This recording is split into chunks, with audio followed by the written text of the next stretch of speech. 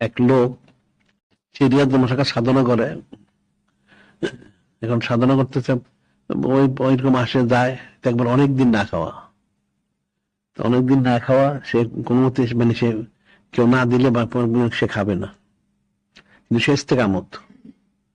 এখন তার যারা লোকজন আত্মীয় স্বজন তারা বলছে এখন সে সাধনা করতে করতে অবস্থা হলে সে এখন হাতে তুলে খাইবে, তাকে খাওয়া দিতে হবে। অনেক কিছু পাকশাক করে দেয় তাকে, সে খায় না। একদিনকে পাকশাক করে থুয়ে এসে পড়ছে পরে খাবার দাবার ড্যাঙের মধ্যে। তো সে তো ওখানে পড়ে রয়েছে, হঠাৎ ওই দিক দিয়ে কিছু ডাকাত যেতেছে।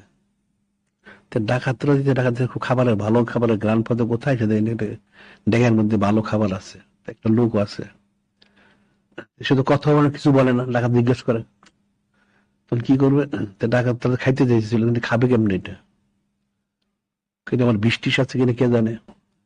তো ওই লোকটা বললো, সেই লোক তো মুখ খুলে খাবে না। সে ডাকাতরা করলো একটা লাঠি নিয়েও, দুজন মিলে তার মুখ ফাঁক করে ধরে মুখে খাবার দিয়ে লাঠিতে গুতে তার পেটে ঢুকাও, দেখি মরে কিনা। তুই না বললে খাবারটা ঠিক আছে।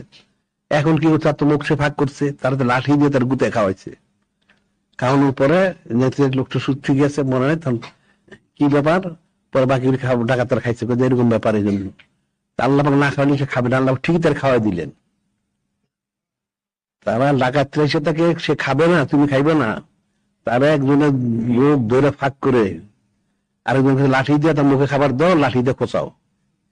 মুখে খাবার দিয়ে একটা লাঠি দিয়ে তার মুখে ইয়ে দিছে, আস্তে আস্তে গলাতে গিলছে, না গিলে যাবে কোথায়। এই যে বিষয়টা, আল্লাহ রিজিকের মালিক, সে বলছে যে খাবে না, সে হাতেও খাবে না, তা খাওয়াই দিতে হবে। কে খাওয়াবে তাকে? তা আল্লাহ খাবি না, কুদ্দুর খাওয়াই দিছে, রিজিকের মালিক তো আল্লাহ পাক।